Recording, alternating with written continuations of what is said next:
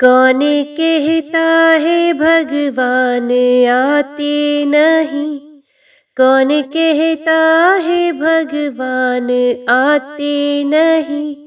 तुम मीरा के जैसे बुलाते नहीं। तुम मीरा के जैसे बुलाते नहीं।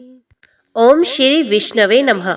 आज षटतिला एकादशी के व्रत के पारण में आप सुनेंगे तुलसी माता की कथा। एक बुढ़िया माई तुलसी जी को सींचती थी और कहती थी, हे तुलसी माता, सत की दाता, मैं तेरा बिरला सींचती हूँ। मुझे बहू दे, पीताम्बर की धोती दे, मीठा मीठा घास दे, बैकुंठ में वास दे, टक की चाल दे, पटक की मौत दे, चंदन का काट दे, रानी सा राज दे, दाल भात का भोजन दे, ग्यारस की मौत दे, कृष्ण जी का कंधा दे। तब तुलसी माता ये सुनकर सूखने लगी तो भगवान ने पूछा, हे तुलसी, तुम क्यों सूख रही हो? तो तुलसी माता ने कहा कि एक बुढ़िया रोज आती है और यही बात कही जाती है। मैं सब बात तो पूरा कर दूंगी, लेकिन भगवान कृष्ण का कंधा कहाँ से लाऊंगी? तो भगवान बोले, जब वे मरेगी तो मैं अपने आप कंधा दे आऊंगा। तो बुढ़िया माँ से कह देना, जब बुढ़िया माई मर गई सब लोग आ गए। जब बुढ़िया माई को ले जाने लगे तो वे किसी से नहीं उठी। तो भगवान श्री कृष्ण एक 12 वर्ष के बालक का रूप धारण करके आए और बालक ने कहा, मैं कान में एक बात कहूंगा तो बुढ़िया माई उठ जाएगी।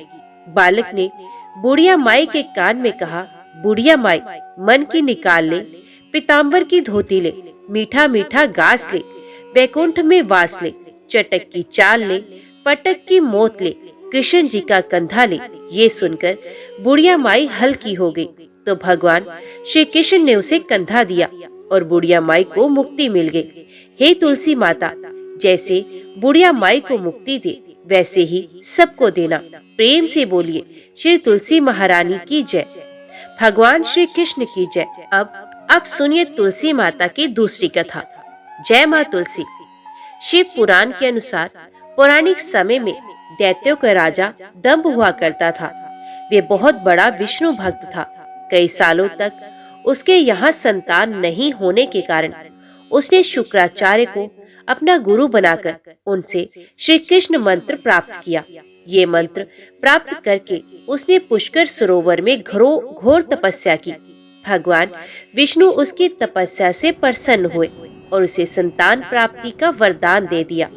भगवान विष्णु के वरदान से राजा दंभ के यहाँ एक पुत्र ने जन्म लिया। इस पुत्र का नाम शंखचूड़ रखा गया। बड़ा होकर शंखचूड़ ने ब्रह्मा जी को प्रसन्न करने के लिए पुष्कर में घोर तपस्या की। तपस्या से प्रसन्न होकर ब्रह्मा जी ने उससे वरदान मांगने को कहा।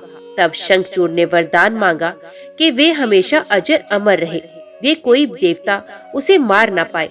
ब्रह्मा जी उसे ये वरदान दे आए और कहा कि वे बद्रीवन जाकर धर्मध्वज की पुत्री तुलसी जी जो तपस्या कर रही है उससे विवाह कर ले। शंखचूड़ ने वैसा ही किया और तुलसी के साथ विवाह के बाद सुख पूर्वक रहने लगा। उसने अपने बल से देवताओं, असुरों, दानवों, राक्षसों, गणों, धर्मों, नागों, किन्नरों, मनुष्यों तथा त्रिलोकी के सभी प्राणियों पर विजय प्राप्त कर ली। वे भगवान श्री कृष्ण का परम भक्त था। शंखचूड़ के अत्याचारों से सभी देवता परेशान होकर ब्रह्मा जी के पास गए और ब्रह्मा जी उन्हें भगवान विष्णु के पास ले गए। विष्णु ने कहा कि शंखचूड़ की मृत्यु भगवान शिव के त्रिशूल से ही होगी, अतः आप उनके पास जाए। भगवान से उन्हें चित्रत नामक गण को अपना दूत बनाकर शंखचूड़ के पास भेजा। चित्रत ने शंखचूड़ को समझाया वे देवताओं को उनका राज्य लौटा दे, परंतु शंखचूड़ ने मना कर दिया और कहा कि वे महेश्वर से युद्ध करना चाहता है। भगवान शिव को जब ये बात पता लगी तो वे युद्ध के लिए अपनी सेना लेकर निकल पड़े और दानवों में घमासान युद्ध हुआ, परंतु ब्रह्मा जी के वरदान के कारण शंखचूड़ को देवता नहीं हरा पाए। भगवान शिव ने शंखचूड़ का वध करने के लिए जैसे ही अपना त्रिशूल उठाया तभी आकाशवाणी हुई कि जब तक शंखचूड़ के हाथ में श्री हरि का कवच है, उसकी पत्नी का अस्तित्व अखंडित है, तब तक इसका वध असंभव है। आकाशवाणी सुनकर भगवान विष्णु वृद्ध ब्राह्मण का रूप धारण कर शंखचूड़ के पास गए और उससे श्री हरि कवच दान में मांग लिया। शंखचूड़ ने ये कवच बिना किसी संकोच के दान में दे दिया। शंखचूड़ का रूप बनाकर तुलसी के पास गए। शंखचूड़ रूपी भगवान विष्णु ने तुलसी के महल के द्वार पर जाकर अपने विजय होने की सूचना दी। ये सुनकर तुलसी बहुत प्रसन्न हुई और पति रूप में आए भगवान का पूजन किया। ऐसा करते ही तुलसी का अस्तित्व तो खंडित हो ही गया और भगवान शिव ने युद्ध में अपने त्रिशूल से शंखचूड़ का वध भी कर दिया। तब तुलसी को जब पता चला कि वे उनके पति नहीं है, बल्कि वे तो भगवान विष्णु है, तो क्रोध में आकर तुलसी जी ने कहा कि आपने छल पूर्वक मेरा धर्म भ्रष्ट किया है और मेरे पति को मार डाला है। अतः मैं आपको शाप देती हूँ कि आप पाषाण होकर धरती पर रहे। तब भगवान विष्णु ने कहा कि देवी, तुम मेरे लिए भारतवर्ष में रहकर बहुत दिनों तक तपस्या कर चुकी हो। तुम्हारा ये शरीर नदी रूप में बदलकर गंडकी नामक नदी के रूप में प्रस्तुत होगा। तुम पुष्पों में श्रेष्ठ तुलसी का वृक्ष भी बन जाओगी और सदा मेरे साथ रहोगी। तुम्हारे शाप को सत्य करने के लिए मैं पाषाण शाली ग्राम बनकर रहूंगा। गंडकी नदी के तट पर मेरा वास होगा। ओम नमो भगवते वासुदेवाय नमः। अब सुनते हैं गरीब ब्राह्मण तुलसी माता की कहानी। एक नगर में एक गरीब ब्राह्मण अपनी पत्नी के साथ रहता था। वे भिक्षा मांगकर अपना सारा जीवन गुजारता था और भगवान की पूजा में लगा रहता था। वे उतनी ही भिक्षा मांगता था जिससे उसके और उसके परिवार का पेट भर सके। उस नगर का राजा बहुत धनवान और ब्राह्मणों का आदर करने वाला था। राजा किसी भी ब्राह्मण को अपने महल से खाली हाथ नहीं जाने देता था। दूर दूर से ब्राह्मण बन राजा के पास आते और उसे मुंह मांगा दान देकर आशीर्वाद देते हुए चले जाते। एक दिन ब्राह्मण की पत्नी ने ब्राह्मण से कहा कि दूर दूर के ब्राह्मण राजा से मनचाहा दान लेकर चले जाते हैं और तुम यहाँ के यहाँ एक दिन भी राजा के पास नहीं गए। जन्म भर कंगाली कहाँ तक झेले। आज तुम जाओ और राजा से कुछ मांग कर लाओ। ब्राह्मण ने अपने पति को समझाते हुए कहा कि तू तो बावरी है, हमें धन की क्या जरूरत, हमें इतना तो मिल ही जाता है जिससे हम अपना पेट भर सके, और राजा का धन अच्छा नहीं होता, वो हमें नहीं लेना चाहिए। ब्राह्मण की पत्नी जिद पर अड़ गई और बोली, मैं तुम्हारी एक भी बात नहीं सुनूंगी। कब तक हम कंगाली में जीते रहेंगे? तुम तो रोज माला लेकर बैठ जाते हो। अपने बच्चों को क्या खिलाए, क्या पहनाए? जब बच्चे दूसरे बच्चों को पहनते, ओढ़ते और खाते पीते देखते हैं तो उनका मन भी ललचाता है। आज तुम राजा के पास जाओ, राजा बहुत भला व्यक्ति है, वे हमें जरूर मुंह मांगा दाम देगा। मजबूर होकर ब्राह्मण राजा के महल की ओर चल दिया, पर राजा उस समय महल में नहीं था। ब्राह्मण को वापस लौटना पड़ा। दूसरे दिन ब्राह्मण की पत्नी ने ब्राह्मण को फिर से महल भेजा, परंतु राजा फिर से महल में नहीं मिला। तीसरे दिन राजा महल में मिल गया और उसने ब्राह्मण का स्वागत किया और उसे आसन पर बैठाया और 2 दिन ना मिल पाने के लिए क्षमा भी मांगी। राजा ने कहा, मैं आपकी क्या सेवा कर सकता हूँ? ब्राह्मण ने कहा, जो मैं मांगू तो आप दे सकेंगे। राजा ने कहा, हाँ कहिए, मैं आपकी क्या सेवा कर सकता हूँ? ब्राह्मण ने निवेदन किया, महाराज मैं कुछ और नहीं चाहता, बस आप मुझे अपने पसीने की कमाई से 4 पैसे दान में दे दीजिए। ब्राह्मण की बात सुनकर राजा चौंक गया और सोचने लगा, खजाने में बहुत सारा धन पड़ा है, पर मेरी मेहनत की एक कौड़ी भी नहीं है। राजा ने ब्राह्मण से कहा, आप मुझे 1 दिन का समय दें, मैं कल आपको आपका मुंह मांगा दान दूंगा। ब्राह्मण को जब खाली हाथ देखा तो पत्नी बोली, क्या हुआ? राजा ने कुछ नहीं दिया। ब्राह्मण बोला, राजा ने कल देने के लिए कहा है। ब्राह्मण की पत्नी सोचने लगी, शायद इन्होंने बहुत सारा धन मांगा होगा और राजा को इसकी व्यवस्था करने में समय लग रहा होगा, इसलिए कल बुलाया होगा। दूसरी ओर राजा ने अपने राजसी कपड़े बदलकर फटे पुराने कपड़े पहने और मजदूर जैसा भेष बना लिया। जब राजा की पत्नी ने देखा और कारण पूछा तो राजा ने सब कुछ बताया। रानी बोली, मैं भी आपके साथ चलूंगी, राजा के हाँ कहने पर रानी भी पुरानी साड़ी पहनकर आ गई। इस प्रकार राजा और रानी मजदूरी की तलाश में शहर निकले। लोहारों के मोहल्ले में जाकर राजा ने आवाज लगाई, किसी को मजदूर चाहिए तो आ। आखिर एक लोहार ने उन्हें बुला ही लिया, जो पहिए पर हाल चढ़ाने के लिए तैयारी कर रहा था। उसने राजा से कहा, देखो तुम्हें पहले खलाद ठोकनी पड़ेगी और जब आग आ जाए तो उसके बाद घन पीटना होगा। और फिर रानी की ओर देखकर कहा कि तुम्हें कुएं में से पानी लेकर होदी भरनी होगी और कोयले वाले घर से कोयला लेकर भट्टी में डालना होगा। तुम दोनों को दिन भर में दो दो आने मिलेंगे। अगर काम पसंद हो तो बोलो, नहीं तो अपना रास्ता नापो। राजा रानी लोहार के बताए काम को करने लगे। राजा खलाद ढोकने लगा, पर उसे काम ठीक से नहीं हो पा रहा था। लोहार नाराज होकर राजा को ठीक से काम करने के लिए कहता, तो राजा जैसे तैसे अपना काम करने लगा। रानी भी कुएं से पानी भरकर लाने लगी। रानी के हाथ में फफोले हो गए। किसी तरह बड़ी कठिनाइयों से उसने पानी का हौद भरा। उसके बाद रानी कोयला लाकर भट्टी में डालने लगी। भट्टी में आग आने पर लोहार ने बाट भट्टी में से निकालकर पहिए पर जमाई और एक घन अपने हाथ में लेकर और एक राजा के हाथ में देकर कहा, देखो बारी बारी से घन इस पर पटकना, हाथ इधर उधर ना हो जाए। राजा जोर जोर से घन पटकने लगा, लेकिन उसका निशाना ठीक नहीं बैठता। कभी घन हाल पर गिरता तो कभी पहिए पर। मजदूरों का ये हाल देखकर लोहारन बड़बड़ा हुई और लोहार से कहने लगी, तुमने कहां से ये नव सीखी मजदूर काम पर लगाए हैं? इनसे काम नहीं होगा, ये मजदूर तुम्हारा सब काम बिगाड़ देंगे। राजा रानी उन दोनों की फटकार सुनते सुनते अपना काम मन लगाकर करते रहे। घन पटक के राजा का शरीर पसीने से तरबतर हो गया और जोर जोर से सांसें चलने लगी। रानी भी पानी भरते भरते और कोयला झकते झकते थककर चूर हो गई। दोनों ने पूरे दिन बहुत मेहनत की। लोहार ने राजा रानी को दो दो पैसे दिए, जिसे वे बड़ी खुशी से लेकर महल आ गए। आज उन्हें पता लगा कि मेहनत की कमाई कैसी होती है। राजा ने 4 पैसे अलग रख दिए और अगले दिन ब्राह्मण को बुलाकर उसे वो दे दिए। ब्राह्मण राजा को आशीर्वाद देकर घर लौटा और ब्राह्मणी से कहा, लो मैं राजा के हाथ से दक्षिणा ले आया हूँ। ब्राह्मणी खुश होकर दौड़ती हुई आई और जब उसने 4 पैसे देखे तो वे ठिठक कर रह गई और उन्हें दूर फेंक दिया। वो जल भुनकर ब्राह्मण से बोली, तुम जैसे दरिद्र से राजा के यहाँ जाकर भी कुछ न मांगा गया, शर्म भी नहीं आती? ये कहकर वे रूठ कर चली गई और बहुत देर तक बड़बड़ करती रही। ब्राह्मण ने उन 4 पैसों को उठाकर तुलसी घर के पास रख दिया और सोचा, जब ब्राह्मणी शांत हो जाएगी तो जरूरत पड़ने पर उठा लेगी। परंतु कई दिनों तक पैसे वही रहे और फूल बेलपत्र ऊपर से गिरकर मिट्टी में दब गए। ब्राह्मण और ब्राह्मणी दोनों ही उन सिक्कों के बारे में भूल गए। कुछ दिनों बाद तुलसी घर में 4 पौधे उगे।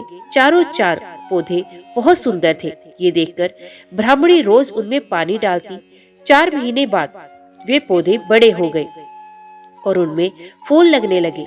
फूल सूखने पर इनसे मोती झड़ने लगे। ब्राह्मण और ब्राह्मणी ने कभी मोती नहीं देखे थे तो समझे कि कोई बीज है।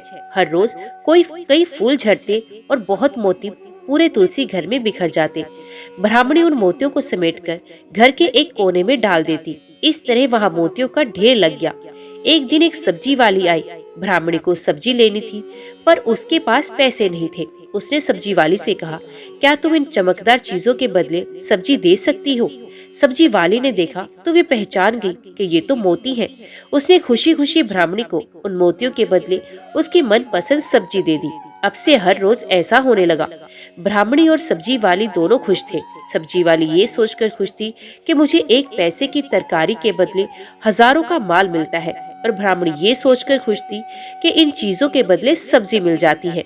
इस प्रकार कई महीने बीत गए। उधर राजमहल में कई राजहंस थे जो मोती चुगते थे। राजा का ये नियम था, जब राजहंस मोती चुग लेते थे, इसके बाद ही राजा और उनका परिवार भोजन करता था। एक समय बाद राजा का सारा धन उन मोतियों और दान देने में खर्च हो गया। अब राजा को मोती खरीदने के पैसे तक नहीं बचे। ये खबर पूरे नगर में फैल गई। ब्राह्मण और ब्राह्मणी को जब ये पता चला तो उन्होंने यही विचार किया कि राजा बहुत दानी और नेक दिल है। उसने अपना सब कुछ दान कर दिया, यहाँ तक कि शायद उनके पास खाने के भी कुछ पैसे नहीं हैं।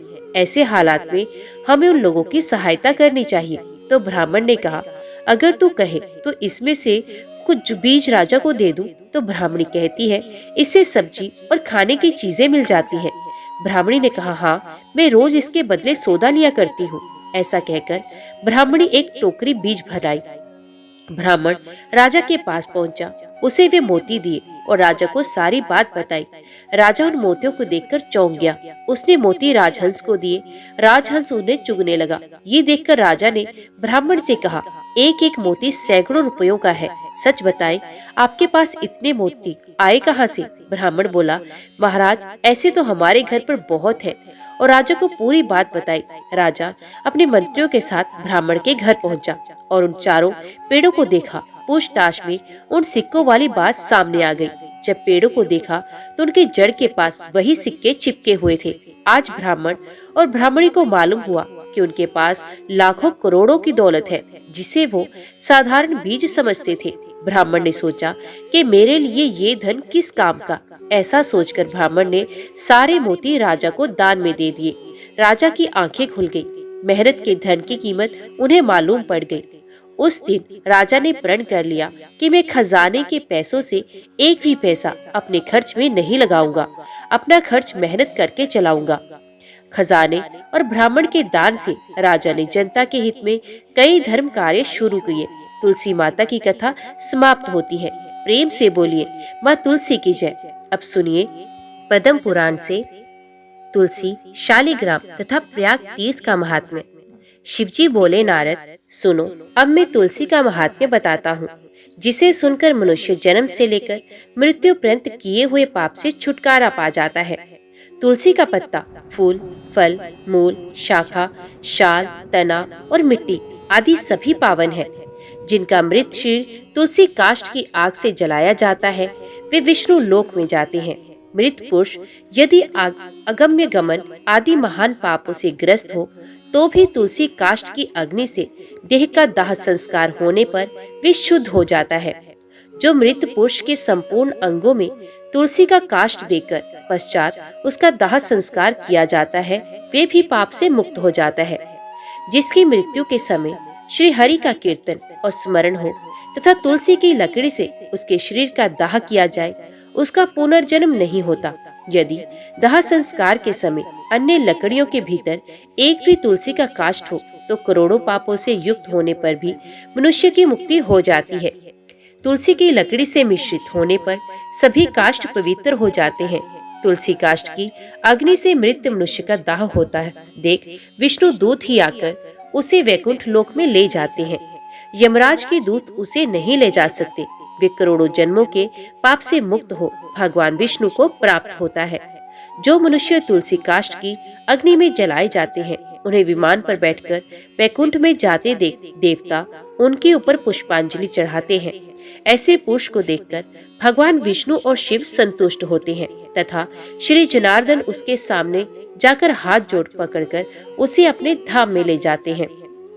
जिस अग्निशाला अथवा शमशान भूमि में घी के साथ तुलसी काष्ठ की अग्नि प्रज्वलित होती है, वहां जाने से मनुष्यों का पातक भस्म हो जाता है। जो ब्राह्मण तुलसी काष्ठ की अग्नि में हवन करते हैं, उन्हें एक एक भात के दाने अथवा एक एक तिल में अग्निष्टोम यज्ञ का फल मिलता है। जो भगवान को तुलसी काष्ठ का धूप देता है, वे उसके फल स्वरूप 100 यज्ञानुष्ठान तथा 100 गोदान का पुण्य प्राप्त करता है। जो तुलसी की लकड़ी की आंच से भगवान का नैवेद्य तैयार करता है, उसका वे अन्न यदि थोड़ा सा भी भगवान केशव को अर्पण किया जाए तो वे मेरु के समान अन्नदान का फल देने वाला होता है। जो तुलसी काष्ठ की आग से भगवान के लिए दीपक जलाता है, उससे 10 करोड़ दीप दान का पुण्य प्राप्त होता है। इस लोक में पृथ्वी पर उसके समान वैष्णव दूसरा कोई नहीं दिखाई देता। जो भगवान श्री कृष्ण को तुलसी काष्ठ का चंदन अर्पण करता है, उनके श्री विग्रह में उस चंदन को भक्ति पूर्वक लगाता है, वे सदा श्री हरि के समीप रमण करता है। जो मनुष्य अपने अंग में तुलसी के कीचड़ लगाकर श्री विष्णु का पूजन करता है, उसे एक ही दिन में 100 दिनों के पूजन का पुण्य मिल जाता है। जो पितरों के पिंड में तुलसी दल मिलाकर दान करता है, उसके दिए हुए एक दिन के पिंड से पितरों को 100 वर्षों तक तृप्ति बनी रहती है। तुलसी की जड़ की मिट्टी के द्वारा विशेष रूप से स्नान करना चाहिए। इससे जब तक वे मिट्टी शरीर में लगी रहती है, तब तक स्नान करने वाले पुरुष को तीर्थ स्नान का फल मिलता है। जो तुलसी की नई मंजरी से भगवान की पूजा करता है, उसे नाना प्रकार के पुष्पों द्वारा किए हुए पूजन का फल प्राप्त होता है। जब तक सूर्य और चंद्रमा है, तब तक वे उसका पुण्य भोगता है। जिस घर में तुलसी वृक्ष का बगीचा है, उसके दर्शन और स्पर्श से भी ब्रह्म हत्या आदि सारे पाप नष्ट हो जाते हैं। जिस घर, गांव अथवा वन में तुलसी का वृक्ष हो, वहाँ जगदीश्वर श्री विष्णु प्रसन्नचित होकर निवास करते हैं। उस घर में दरिद्रता नहीं रहती और बंधुओं से वियोग नहीं होता। जहाँ तुलसी विराजमान होती है, वहाँ दुख, भय, रोग और नहीं ठहरते। या तो तुलसी सर्वत्र ही पवित्र होती है, किंतु पुण्य क्षेत्र में वे अधिक पावन मानी गई है। भगवान के समीप पृथ्वी तल पर तुलसी को लगाने से सदा विष्णु पद की प्राप्ति होती है। तुलसी द्वारा भक्ति पूर्वक पूजित होने पर शांति कारक भगवान श्री हरि भयंकर उत्पात, रोगों तथा अनेक दुर्मति का नाश करते हैं। जहाँ तुलसी की सुगंध होकर लेकर हवा चलती है, वहाँ की 10 दिशाएं और चारों प्रकार के जीव पवित्र हो जाते हैं। मुनि श्रेष्ठ, जिस ग्रह में तुलसी के मूल की मिट्टी मौजूद है, वहाँ संपूर्ण देवता तथा कल्याण में भगवान श्री हरि सर्वदा स्थित रहते हैं। ब्राह्मण तुलसी वन की छाया जहाँ जहाँ जाती हो, वहाँ पितरों की तृप्ति के लिए तर्पण करना चाहिए। नारद, जहाँ तुलसी का समुदाय पड़ा हो, वहाँ किया हुआ पिंडदान आदि पितरों के लिए अक्षय होता है। तुलसी को जड़ में ब्रह्मा, मध्य भाग में भगवान जनार्दन तथा मंजरी में श्री रुद्र देव का निवास है। इसी से वे पावन मानी गई है। विशेषत शिव मंदिर में यदि तुलसी का वृक्ष लगाया जाए, तो उससे जितने बीज तैयार होते हैं, उतने ही युगों तक मनुष्य स्वर्ग लोक में निवास करता है। जो पार्वण श्राद्ध के अवसर पर श्रावण मास में तथा संक्रांति के दिन तुलसी का पौधा लगाता है, उसके लिए वे अत्यंत पुण्यदायिनी होती है। जो प्रतिदिन तुलसी दल से भगवान की पूजा करता है, वे यदि दरिद्र हो तो भगवान धनवान हो जाता है। तुलसी की मूर्ति संपूर्ण सिद्धियां प्रदान करने वाली है। वे श्री कृष्ण की कीर्ति प्रदान करती है। जहाँ शालिग्राम को शिला होती है, यहाँ श्री हरि का सानिध्य बना रहता है। वहाँ किया हुआ स्नान और दान काशी से 100 गुना अधिक महत्वशाली है। शालिग्राम की पूजा से कुरुक्षेत्र, प्रयाग तथा नैमिषारण्य की अपेक्षा कोटि गुना पुण्य प्राप्त होता है। जहाँ कहीं शालिग्राममयी मुद्रा हो, वहाँ काशी का सारा पुण्य प्राप्त हो जाता है। मनुष्य ब्रह्म हत्या आदि जो कुछ पाप करता है, वे सब शालिग्राम शिला को पूजा से शीघ्र नष्ट हो जाता है। महादेव जी कहते हैं, नारद, अब मैं वेदों में कही हुई प्रयाग तीर्थ की महिमा का वर्णन करता हूँ। जो मनुष्य पुण्य कर्म करने वाले हैं, वे ही प्रयाग में निवास करते हैं। जहाँ गंगा, यमुना और सरस्वती तीनों नदियों का संगम है, वही तीर्थ पर्वत प्रयाग है। वे देवताओं के लिए भी दुर्लभ है। इसके समान तीर्थ तीनों लोकों में ना कोई हुआ है, ना ही होगा। जैसे ग्रहों में सूर्य और नक्षत्रों में चंद्रमा श्रेष्ठ है, उसी प्रकार सब तीर्थों में प्रयाग नामक तीर्थ उत्तम है। विद्वान जो प्रातः काल प्रयाग में स्नान करता है, वे महान पाप से मुक्त हो परम पद को प्राप्त होता है। जो दरिद्रता को दूर करना चाहता हो, उसे प्रयाग में जाकर कुछ दान करना चाहिए। जो मनुष्य प्रयाग में जाकर वहां स्नान करता है, वे धनवान और दीर्घजीवी होता है। वहां जाकर मनुष्य अक्षय वट का दर्शन करता है। उसके दर्शन मात्र से ब्रह्म हत्या का पाप नष्ट होता है। उसे आदिवट कहा गया है। कल्पांत में भी उसका दर्शन होता है। उसके पत्र पर भगवान विष्णु शयन करते हैं, इसलिए वे अविनाशी माना गया है। विष्णु भक्त मनुष्य प्रयाग में अक्षय वट का पूजन करते हैं। उस वृक्ष में सूत लपेटकर उसकी पूजा करनी चाहिए। वहाँ माधव नाम से प्रसिद्ध भगवान विष्णु नित्य विराजमान रहते हैं। उनका दर्शन अवश्य करना चाहिए। ऐसा करने वाला पुरुष महापापों से छुटकारा पा जाता है। देवता, ऋषि और मनुष्य सभी वहाँ अपने अपने योग्य स्थान का आश्रय लेकर नित्य निवास करते हैं। गो हत्यारा, चांडाल, दुष्ट, दूषित हृदय, बालघाती तथा अज्ञानी मनुष्य भी यदि वहाँ मृत्यु को प्राप्त होता है, तो चतुर्भुज रूप धारण करके सदा ही वैकुंठ धाम में निवास करता है। जो मानव प्रयाग में माघ स्नान करता है, उसे प्राप्त होने वाले पुण्य की कोई गणना नहीं है। भगवान नारायण प्रयाग में स्नान करने वाले पुरुषों को भोग और मोक्ष प्रदान करते हैं। जैसे ग्रहों में सूर्य और नक्षत्रों में चंद्रमा श्रेष्ठ है, उसी प्रकार महीनों में माघ मास श्रेष्ठ है। ये सभी कर्मों के लिए उत्तम है। विद्वान, ये माघ मकर का योग चराचर त्रिलोकी के लिए दुर्लभ है। जो इसमें यत्न पूर्वक 7, 5 अथवा 3 दिन भी प्रयाग स्नान कर लेता है, उसका अभय उदय होता है। मनुष्य आदि चराचर जीव प्रयाग तीर्थ का सेवन करके वैकुंठ लोक को प्राप्त होते हैं। दिव्य लोक में रहने वाले जो वशिष्ठ और सनकादि ऋषि हैं, वे भी प्रयाग तीर्थ का बारंबार सेवन करते हैं। विष्णु, रुद्र और इंद्र भी तीर्थ प्रवर प्रयाग में निवास करते हैं। प्रयाग में दान और नियमों के पालन की प्रशंसा होती है। वहाँ स्नान और जलपान करने से पुनर्जन्म नहीं होता। कार्तिकेय ने कहा, भगवान प्रभु, आप शालिग्राम पूजन की विधि का विस्तार के साथ वर्णन कीजिए। महादेव जी बोले, महामते, तुमने बहुत उत्तम बात पूछी है। वत्स, तुम जो कुछ पूछ रहे हो उसका उत्तर देता हूँ, सुनो। शालिग्राम शिला में सदा चराचर प्राणियों सहित समस्त त्रिलोकी लीन रहती है। जो शालिग्राम शिला का दर्शन करता, उसे मस्तक झुकाता, स्नान कराता और पूजन कराता है, वे कोटि यज्ञों के समान पुण्य तथा कोटि गोदानों का फल पाता है। बेटा, जो पुरुष सर्वदा भगवान विष्णु की शालिग्राम शिला का चरणामृत पान करता है, उसने गर्भवास के भयंकर कष्ट का नाश कर दिया। जो सदा भोगों में आसक्त और भक्ति भाव से हीन है, वे भी शालिग्राम शिला का पूजन करके भगवत स्वरूप हो जाता है। शालिग्राम शिला का स्मरण, कीर्तन, ध्यान, पूजन और नमस्कार करने पर कोटि कोटि ब्रह्महत्याओं का पाप नष्ट हो जाता है। शालिग्राम शिला का दर्शन करने से अनेक पाप दूर हो जाते हैं। जो मनुष्य प्रतिदिन शालिग्राम शिला की पूजा करता है, उसे ना तो यमराज का भय होता है, न मरने या जन्म लेने का ही। जिन मनुष्यों ने भक्ति भाव से शालिग्राम को नमस्कार मात्र कर लिया, उनको तथा मेरे भक्तों को फिर मनुष्य योनि की प्राप्ति कैसे हो सकती है? वे तो मुक्ति के अधिकारी हैं। जो मेरी भक्ति के घमंड में आकर मेरे प्रभु भगवान वसुदेव को नमस्कार नहीं करते, वे पाप से मोहित हैं। उन्हें मेरा भक्त नहीं समझना चाहिए। करोड़ों कमल पुष्पों से मेरी पूजा करने पर जो फल होता है, वही शालिग्राम शिला के पूजन से कोटि गुना होकर मिलता है। जिन लोगों ने मृत्यु लोक में आकर शालिग्राम शिला का पूजन नहीं किया, उन्होंने ना तो कभी मेरा पूजन किया, ना मेरा नमस्कार ही किया। जो शालिग्राम शिला के अग्रभाग में मेरा पूजन करता है, उसने मानो लगातार 21 युगांत तक मेरा पूजा कर ली हो। जो मेरा भक्त होकर वैष्णव पुरुष का पूजन नहीं करता, वे मुझसे द्वेष रखने वाला है। उसे तब तक के लिए नरक में रहना पड़ता है, जब तक के 14 इंद्रियों की आयु समाप्त हो जाती है।